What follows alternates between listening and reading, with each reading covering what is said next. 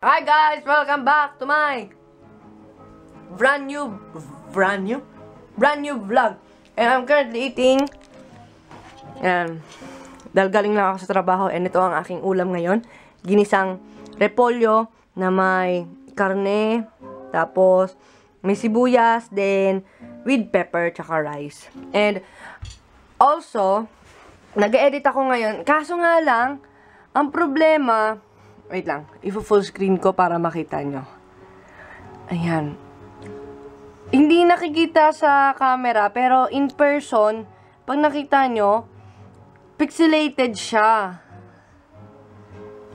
Yes, pixelated. So, ngayon, ang problema is, yung whole video ko, kasi meron akong ginawang whole video, and unfortunately, hindi ko siya ma-upload and magagawa ulit. Dahil, first, bukod sa nagamit ko na yung mga products na na-haul ko, second, it's dahil pixelated yung labas nung videos. As in, pixelated talaga siya. Kumbaga parang sa Skype or ano, parang masyado siyang lag. Yung pixelated na yon, hindi ko alam kung bakit naging ganyan ang labas. Samantalang, nung ginamit ko yung, ginamit ko kasi yung vlogging camera ko na ano ba yun? Yung bagong camera ko, yung Nikon or Nikon or kung ano man tawag niyo doon, basta Nikon. Yung malaking camera, yung may flip screen. Ginamit ko siya and ayun nga. Okay naman siya nun sa mga previous vlogs ko, pero hindi ko alam kung bakit naging ganito na siya. As in, pixelated na. So, I have to figure out something or solution for this problem. Right now, I have my stool kit test.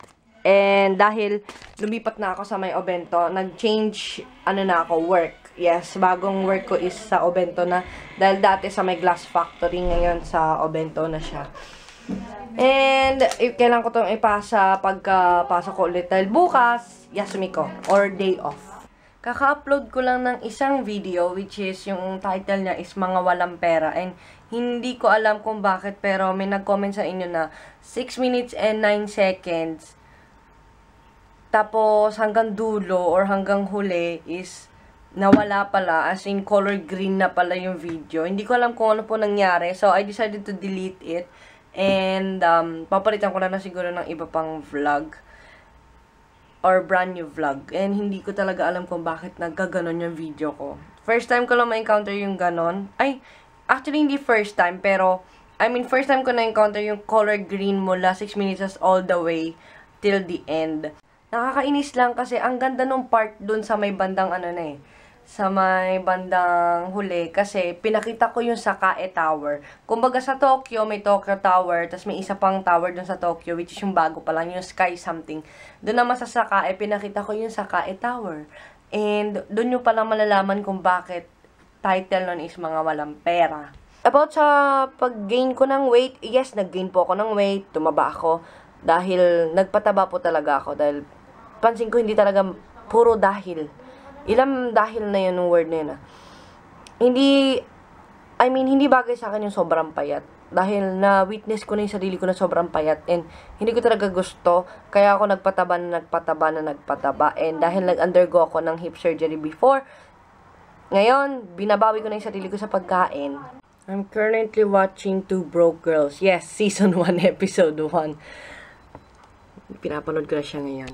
And alam ko na yung iba sa inyo siguro out there, natapos nyo na tong season 1 tsaka yung season 2. Or kung may season 2 man. Pero kasi ako, napanood ko siya dun sa may kalagitnaan. Pero gusto ko siyang, simulan sa umpisa. Para sunod-sunod siya hanggang sa huli and hanggang sa season 2 or kung may season 3 man. Para alam na alam ko yung flow ng story. Kasi, napanood ko siya sa cable. Nakalimutan ko yung channel, pero nung nasa Pilipinas pa ako. Kasi medyo hindi ko gets kasi yung storya nila. Kaya, gusto ko simulan talaga sa umpisa. And wala akong mapanood ngayon. Dahil nanood ako ng mga vlogs kanina ng mga co-fellow or YouTubers. Yung mga Pinays. And karamihan kasi sa mga nasa description tuloy. Subscription ko is Filipina YouTuber. Yeah. And vloggers. Kaya, yun, pinanood ko muna. Then, after nun, wala na ako napanood dahil inubos ko na yun nasa subscriptions ko. If you're looking for a Pinay beauty vloggers or YouTubers, tawag dito, kung may Facebook kayo, please visit, kung may oras kayo, dito sa Philippine Beauty Community, I think. Yeah, ayan. I-search nyo lang, Philippine Beauty YouTube Community. And, lalabas na sila dyan.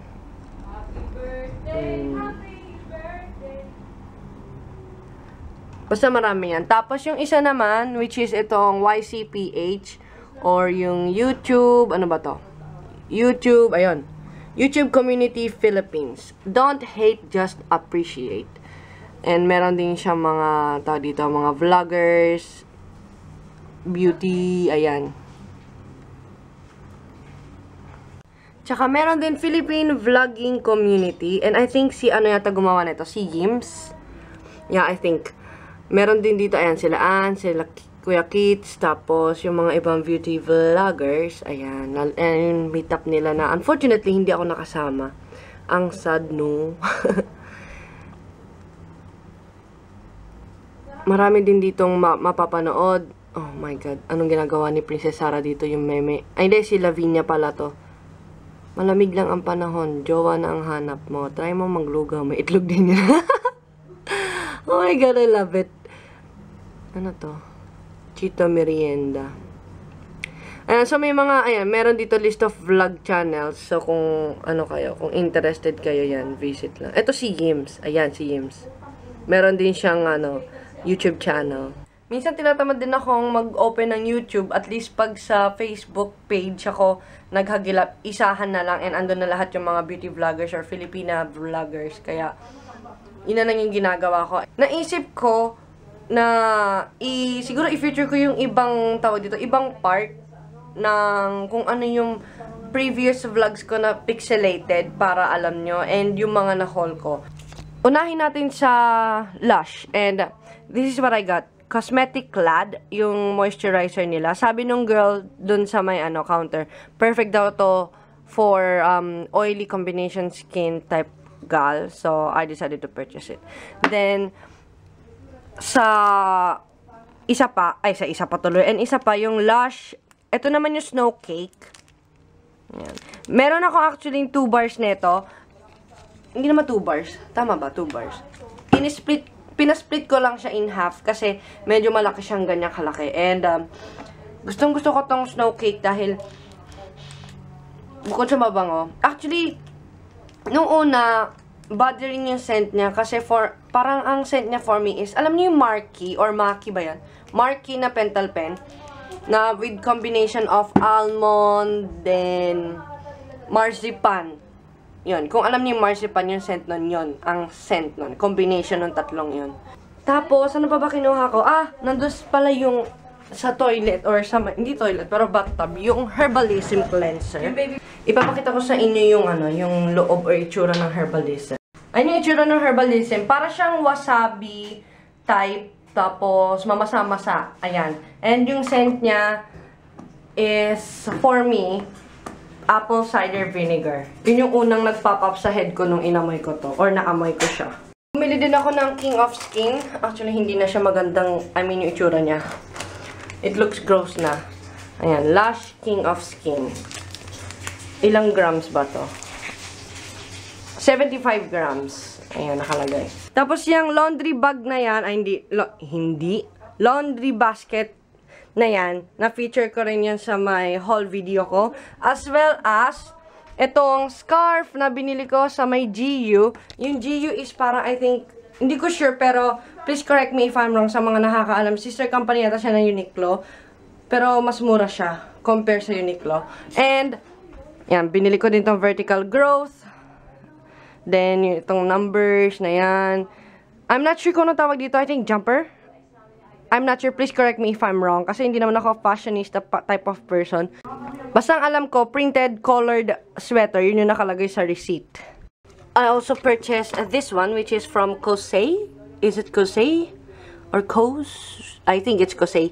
Yung vitamin C na mask.